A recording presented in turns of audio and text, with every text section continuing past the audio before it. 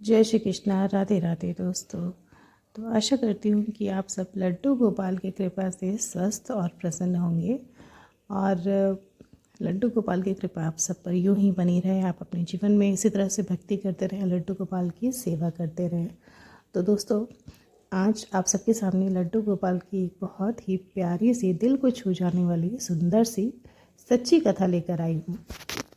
दोस्तों, हम सब भक्ति करते हैं, लड्डू गोपाल की सेवा करते हैं और तभी हम लड्डू गोपाल से संबंधित वीडियोस को देखते हैं, उनके बारे में सुनते हैं और पढ़ते हैं। लेकिन क्या हम ये जानते हैं कि भक्ति होती क्या है? क्या हम ये जानते हैं कि सेवा क्या होता है? दोस्तों, भक्ति और सेवा का सीधा अर्थ होता है अपने स्वामी को या अपने प्रभु को के लिए वो सब कुछ करना जिससे उन्हें सुख मिले। भक्ति में सच्ची भक्ति वही होती है जिससे हम अपने ईश्वर को, अपने इष्ट को सुख देते हैं, जिसमें कहीं भी हमारा सुख निहित ना हो, वही भक्ति होती है। लेकिन शायद हम भक्ति करते तो हैं लेकिन उसका अर्थ हमें नहीं पता होता। हम अपने स्वार्थ के लिए भक्ति करते हैं, अपनी मनोकामना की पूर्ति के लिए। लेकिन आज जो सच्ची कथा मैं आपको सुनाने जा रही हूँ, इसमें आपको भक्ति की सच्ची परिभाषा जानने को मिलेगी। ये भक्ति होती क्या है, कैसे की जाती और किस भक्त से भगवान प्रसन्न होते हैं, कैसे भक्तों से भगवान खुश होते हैं, किन की भक्ति स्वीकार करते हैं। तो चलिए आज हम एक ऐसी कथा सुनते हैं जिसमें एक भिखारिन होती है जिसने अपनी सेवा से, अपनी सच्ची सेवा से लड्डू गोपाल को जागृत किया, उन्हें प्रसन्न किया। तो आप जानना नहीं चाहेंगे कि लड्डू गोपाल किस तरह की सेवा से प्रसन्न होते हैं? ये जानने के लिए दोस्तों इस कहानी को पूरा ज़रूर सुनिएगा। दोस्तों, ये कहानी है रमा नाम की एक भिखारिन की। जी हाँ, आप सही सुन रहे हैं, भिखारिन की। और वो एक महिला होती है जो कि मथुरा के पास एक गांव में रहा करती है। वो हमारी तरह सामान्य नहीं होती, उसका एक हाथ नहीं होता है, बस एक ही हाथ होता है और उसी से वो भीख मांगने का काम किया करती है। क्योंकि वो शारीरिक रूप से ठीक नहीं होती है, स्वस्थ नहीं होती, इसलिए वो कोई भी मेहनत मजदूरी का भी काम नहीं कर सकती है। मजबूरीवश उसे लोगों के सामने हाथ फैलाकर अपना पेट भरने के लिए भीख मांगने का काम करना पड़ता है। दोस्तों, ये बात तो आप जानते हैं कि हमारे जो प्रारब्ध होते हैं, हमारे जो पिछले जन्म के कर्म होते हैं, उनका हिसाब किताब हमें इस जन्म में बराबर करना होता है। उन्हें भुगत कर हमें नए कर्मों के फल को तैयार करना होता है। अब ये हमारी सद्बुद्धि के ऊपर होता है कि हम उन्हें कैसे, उनका सामना कैसे कर रहे हैं या फिर अभी इस जन्म में कैसा कर्म कर रहे हैं। तो कर्म फलवश वो भी भीख मांगने का काम करती थी। रमा किसी समय एक परिवार की बहू हुआ करती थी, लेकिन विपत्ति ने, दुख ने उससे उसका सब कुछ छीन लिया। वो एक आम इंसान थी, आम महिला की तरह थी जो एक परिवार में बहू थी, माँ थी, उसके 2 बच्चे थे, लेकिन गरीबी और विपत्ति ने उसका सब कुछ उससे छीन लिया। किसी दुर्घटना में उसके पति का निधन हो गया और उसके बच्चे अनाथ हो गए।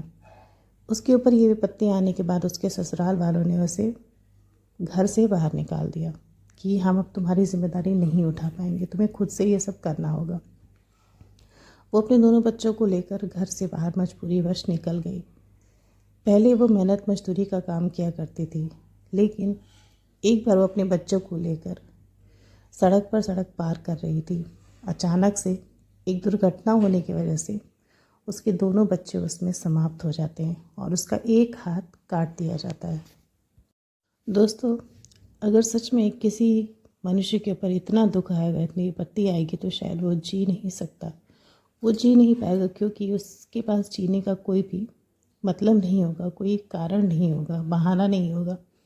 लेकिन मौत भी इतनी आसानी से नहीं आती। जो मांगते हैं कि मुझे नहीं जीना, भगवान मुझे उठा लो, मुझे मौत दे दो, उन्हें मृत्यु भी नहीं आती, मौत भी नहीं आती। इसलिए हमें किसी न किसी हालत में अपने जीवन का बोझ उठाना पड़ता है। ठीक है, ऐसा ही कुछ रमा के साथ हुआ। उसका पूरा परिवार ख़त्म हो गया, उसकी गृहस्थी ख़त्म हो गई, उसके दोनों बच्चे चले गए और पति तो पहले ही चला गया था। अब वो बिल्कुल असहाय हो गई थी। एक सड़क पर पागल की तरह वो कोने में पड़ी रहती थी। उसका एक हाथ नहीं था। लोग उसे पागल समझते थे, हालांकि वो पागल नहीं थी, वो मानसिक तौर पर बिल्कुल ठीक थी, लेकिन उसकी दशा ऐसी थी कि लोग उसे पागल ही समझते थे। शरीर का कष्ट और साथ में अपने परिवार का वियोग, पति की, बच्चों की याद। जो व्यक्ति बहुत सालों तक अपने परिवार के साथ रहा हो, वो बिल्कुल अकेला हो जाए, उसके साथ ऐसी दुर्घटना हो जाए और उसका शरीर भी असहाय हो जाए, तो आप समझ सकते हैं कि उस पर क्या बीतेगी। उसके लिए एक एक घंटा जीवन का काटना कितना मुश्किल होगा। दिन और महीने तो बहुत बड़ी बात है दोस्तों। तो रमा भी ऐसे ही दुख से गुजर रही थी। किसी ज़माने में वो लड्डू गोपाल की भक्त हुआ करती थी। लड्डू गोपाल की और भगवान श्री कृष्ण की, राधा की बहुत सेवा किया करती थी। लेकिन उसके घर वालों, उसके ससुराल वालों ने उसे घर से निकाल दिया। उसके बाद उसके हाथ से सब कुछ चला गया। ना उसके पास उसके लड्डू गोपाल रहे और न ही किसी का साथ रहा। एक एक बार की बात है, जब कार्तिक पूर्णिमा का मेला लगा हुआ था, जहाँ पे वो बैठकर भीख मांगा करती थी। मेले में बहुत सारी दुकानें लगी थीं। वहाँ पर एक दुकान लड्डू गोपाल के विग्रह की भी लगी थी। रमा वहीं पर कोने में बैठकर सड़क पर भीख मांग रही थी। उसे कभी कुछ खाने को मिल जाता तो वो खा लेती, अन्यथा वो सारा दिन भूखी ही पेट गुजारती थी। वो किसी से कुछ भी कहती सुनती नहीं थी, क्योंकि वो बहुत दुखी थी। तो उसने देखा कि एक दुकान वहाँ पर लड्डू गोपाल की विग्रह की लगी है। उसकी दृष्टि पड़ी लड्डू गोपाल पर, तो उसे देखकर उसे अपना पुराना समय याद आ गया कि हमारे घर में भी एक लड्डू गोपाल हुआ करता था, हम सब उसकी सेवा किया करते थे। रमा की आंखों में आंसू आ गए थे। उसकी इच्छा हुई कि लड्डू गोपाल का विग्रह खरीद लें, लेकिन उसे पता था कि उसकी स्थिति नहीं है। उसके हाथ में चंद सिक्कों के सिवा कुछ नहीं था। यही कुछ 20-30 रुपए थे, जो कि उसे भीख में मिले थे। रमा उन सिक्कों को लेकर उस दुकान पर पहुंची जहाँ पर लड्डू गोपाल का विग्रह बिक रहा था। वहाँ जाकर उसने पूछा कि भैया, कितने पैसे में दोगे मुझे ये विग्रह? तो उस दुकानदार ने, जिसकी दुकान थी, उसने उसे डांट कर भगा दिया कि तू यहाँ से भाग। उसने सोचा कि ये कोई पागल है, क्योंकि उसके वस्त्र पूरी तरह फटे थे। वो, उसके शरीर पर धूल जमे हुए थे और उसका एक हाथ भी नहीं था। उसके बाल बिखरे हुए थे। तो दुकानदार ने उसे वहाँ से भगाने की कोशिश की, तू यहाँ से जा। रमा डर गई और वहाँ से हट गई। फिर वो जाकर अपनी जगह पर वहीं बैठ कर, जहाँ वो रोज़ बैठा करती थी। मेला कई दिन तक, 2-3 दिन तक लगा रहा और वो बार बार उस दुकान को लगते हुए देखती थी। लड्डू गोपाल को देखती थी, रोती थी, मन ही मन प्रार्थना करती थी कि काश वो दिन फिर से आ जाता। 2 दिन ऐसे ही बीत गए। रमा उस दुकान को देखती रही, लड्डू गोपाल को देखती रही। 2 दिन से रमा ने कुछ भी नहीं खाया था। अन्न का एक दाना भी उसके पेट में नहीं गया था और ना ही पानी पिया था। वो बहुत कमज़ोर हो गई थी, जर्जर हो गई थी। लेकिन जब भी वहाँ पर लड्डू गोपाल की दुकान लगती थी, वो निहारा करती थी उन्हें देखकर। एक बार उसका मन फिर से नहीं माना। वो जाकर, उसने सोचा कि मैं जाकर उनसे निवेदन करूं कि एक विग्रह मुझे भी दे दो। वो दुकान पर गई तो दुकानदार ने फिर से उसे डांटा, लेकिन वहीं पर एक महिला खड़ी थी, एक बुज़ुर्ग महिला, जिन्हें उस पर दया आ गई, क्योंकि वो खुद भी एक महिला थी और उनसे एक महिला का ऐसा दर्द, ऐसी दशा नहीं देखी गई। तो उन्होंने दुकानदार से बोला कि भाई, इस तरह से किसी को नहीं डांटना चाहिए। वो भी एक महिला है, उनकी दशा तो देखो, क्या आपको उन पर दया नहीं आती है? उन्होंने दुकानदार को ऐसा करने से रोका और रमा को फिर से दुकान पर बुलाया। पूछा कि तुम्हें क्या चाहिए? रमा ने बताया कि मुझे कुछ भी नहीं चाहिए, मुझे पैसे भी नहीं चाहिए, बस एक विग्रह मुझे दिला दो। उस महिला ने पूछा कि क्या करोगे तुम इनका? इनकी तो सेवा की जाती, पूजा की जाती है। रमा ने बोला कि हाँ, मैं इनकी सेवा करूँगी। उन बुजुर्ग महिला ने उससे पूछा कि कैसे करोगी सेवा? तुम तो भीख मांगती हो, तुम्हारे पास तो खाने के लिए भी नहीं, तो तुम कैसे खिलाओगी इन्हें? रमा की आंखों में आंसू भरे थे। उस औरत को उसके ऊपर इतनी दया आई कि उसने बिना कुछ पूछे रमा को एक विग्रह खरीद कर दे दिया।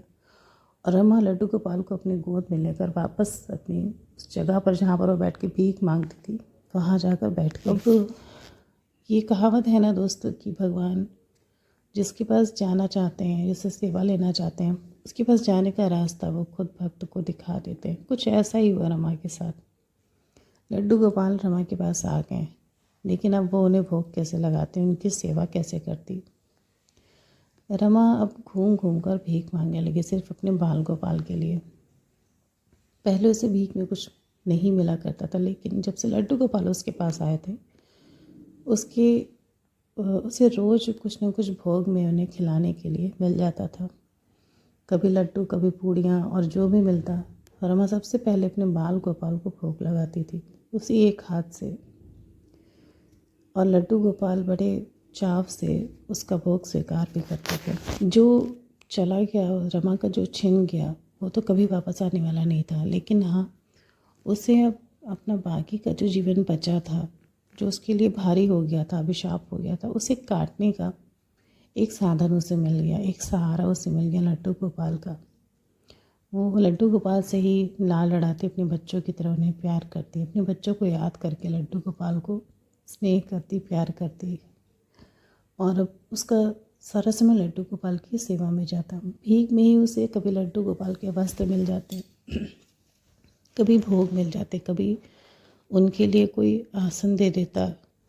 इस तरह से उसका जीवन कट जा रहा था लड्डू गोपाल की कृपा से। लेकिन एक दिन रमा को बहुत मुसीबत का सामना करना पड़ा। बहुत ज़ोर से बारिश हो रही थी, ठंड का मौसम था और 3-4 दिन तक बारिश रुकी ही नहीं। बहुत ज़्यादा बारिश हो रही थी, सड़क पर सन्नाटा था, कोई भी घर से बाहर नहीं निकल रहा था। और रमा के पास लड्डू गोपाल को खिलाने के लिए, भोग लगाने के लिए कुछ भी नहीं था। वो बहुत परेशान थी, अपने लिए नहीं, अपने बाल गोपाल के लिए। उसे बहुत ग्लानि महसूस हो रही थी कि मैंने लड्डू गोपाल को ले तो लिया, लेकिन मैंने इनकी सेवा करने में असमर्थ हूँ। वो अपने बाल गोपाल से ही प्रार्थना कर रही थी कि हे प्रभु, तुम स्वयं अपनी भोग की व्यवस्था करो। मैं तो इस दशा में नहीं हूँ कि तुम्हारे लिए कुछ खरीद कर लाऊं या फिर तुम्हारे लिए कुछ बना कर खिलाऊं तुम्हें। रमा बहुत ज़्यादा दुखी थी और रो रही थी। तभी थोड़ी देर में वहाँ पर एक वृद्ध महिला आई और रमा को ढेर सारा खाना देकर गई। तरह तरह के पकवान, भोजन, फल, मिठाइयाँ, वो सब कुछ रमा को देकर गई। रमा को ऐसा लगा जैसे लड्डू गोपाल ने उसकी प्रार्थना तुरंत स्वीकार कर ली। खाना मिलने के बाद रमा ने सबसे पहले अपने बाल गोपाल को भोग लगाया और भोग उनके सामने रख कर वो वहाँ पर बैठ गई। उसे न जाने कब नींद आ गई। थोड़ी देर के बाद जब उसकी आंखें खुली तो उसने जो देखा वो देखकर उसकी आंखें फटी रह गई। उसके पैरों तले ज़मीन खिसक गई। रमा ने देखा कि लड्डू गोपाल के सामने रखा सारा भोजन खत्म हो गया है। एक भी दाना, कुछ भी नहीं बचा, न फल, न मिठाई, न भोजन, न जल, वो सब कुछ समाप्त हो गया है। रमा बहुत ही सोच में पड़ गई कि आज भी मेरे लड्डू गोपाल कुछ भी नहीं खा पाए। सब कुछ खाया किसने, आखिर सारा कहाँ गया? लेकिन वहाँ पर बहुत ही देर से कोई नहीं आया था, क्योंकि बहुत ज़ोरों से बारिश हो रही थी। तभी रमा ने ध्यान दिया कि लड्डू गोपाल के वस्त्र पर मिठाइयाँ गिरी हुई हैं, उनके मुंह पर भोजन लगा हुआ है। रमा को ऐसा प्रतीत हुआ मानो लड्डू गोपाल ने स्वयं उस भोग को खाया हो। रमा देखने लगी कि लड्डू गोपाल के वस्त्र भोजन से गंदे हो गए हैं। उसे समझ में आ गया कि यह लड्डू गोपाल का चमत्कार था। रमा बहुत प्रसन्न हुई। उसे ऐसा लगा कि लड्डू गोपाल ने उस पर कृपा कर दी, उस गरीब दुखियारी का भोग स्वीकार कर लिया।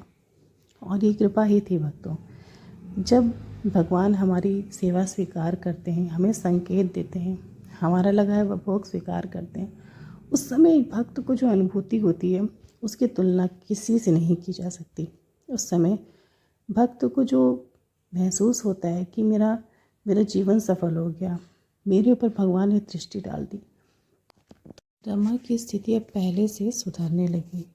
उस महिला ने उसे एक महिला आश्रम में भर्ती कराया और अब वो वहीं पर रहने लगी। वहाँ पर उसका इलाज होने लगा, उसके हाथ का इलाज होने लगा और उसे दोनों समय भोजन मिलने लगा, उसे पहनने के लिए वस्त्र मिले। अब उसे लड्डू गोपाल को भोग लगाने में कोई समस्या नहीं होती थी। उसे जो भी खाना मिलता था वो सबसे पहले अपने बाल गोपाल को उससे भोग लगाती थी, उसके बाद ही उसे स्वयं खाती थी। रमा का जीवन लड्डू गोपाल की कृपा से अब धीरे धीरे सुधरने लगा। एक बार उसके साथ एक अजीब सी घटना हुई जिसने उसका जीवन बदल के रख दिया। उस आश्रम में 2 बच्चे आए जिनकी कोरोना काल में उनके माता पिता की मृत्यु हो गई थी और इस दुनिया में उनका दूसरा कोई भी सहारा नहीं था। वे दोनों उस आश्रम में रहने के लिए आए और रमा ने उन दोनों बच्चों को देखा। वो दोनों ही बहुत छोटे थे, एक 3 साल का था और एक 4 साल की बच्ची थी। रमा ने उन दोनों को देखा, वो बहुत रो रहे थे और उनमें रमा को अपने दोनों बच्चे नजर आए। फिर क्या था, उन दोनों बच्चों को एक माँ मिल गई और रमा को अपने वही खोए हुए दोनों बच्चे मिल गए। रमा उन दोनों बच्चों के साथ उस आश्रम में रहने लगी और वो तीनों मिलकर लड्डू गोपाल की सेवा करने लगे। रमा को ऐसा लगा जैसे उसका खोया हुआ परिवार उसे वापस मिल गया। लड्डू गोपाल की कृपा से रमा का जीवन अब धीरे धीरे सुधरने लगा। वो उन बच्चों के साथ अपना एक परिवार बना ली थी और धीरे धीरे उसका जीवन अच्छे से गुजरने लगा। तो दोस्तों, लड्डू गोपाल ऐसे ही लोगों की सेवा से प्रसन्न होते हैं। उसके सारे प्रारब्ध को काट कर उसे खुशियाँ देते हैं। जैसे रमा के साथ हुआ, उसने अपना सब कुछ खो दिया था, लेकिन लड्डू गोपाल की सेवा से, उनकी कृपा से उसने सब कुछ फिर से पा लिया। तो दोस्तों, लड्डू गोपाल ऐसे ही सेवा से प्रसन्न होते हैं। उन्हें बहुत ज़्यादा सुख और ऐश्वर्य नहीं चाहिए होता। उनके पास तो सब कुछ पहले से है, वो स्वयं स्वामी हैं, भगवान हैं, लेकिन जो में रहने वाले हैं उन्हें हम क्या दे सकते हैं। लेकिन वो सिर्फ भक्तों से प्रेम और स्नेह चाहते हैं। जो भी उनकी सेवा प्रेम से, हृदय से करता है, उन पर भरोसा करके करता है, श्रद्धा के साथ करता है, वे ज़रूर उसकी सेवा से जागृत हो जाते हैं और उसकी जीवन की सारी कठिनाइयों को ख़त्म करके उसे नया जीवन देते हैं, जैसे रमा को दिया। तो दोस्तों, रमा की ये सच्ची घटना, उसकी जीवन की, लड्डू गोपाल की ये कृपा अगर आपको अच्छी लगी हो तो वीडियो को अपने दोस्तों के साथ ज़रूर शेयर करिएगा और मेरे चैनल को सब्सक्राइब करिएगा। राधे राधे।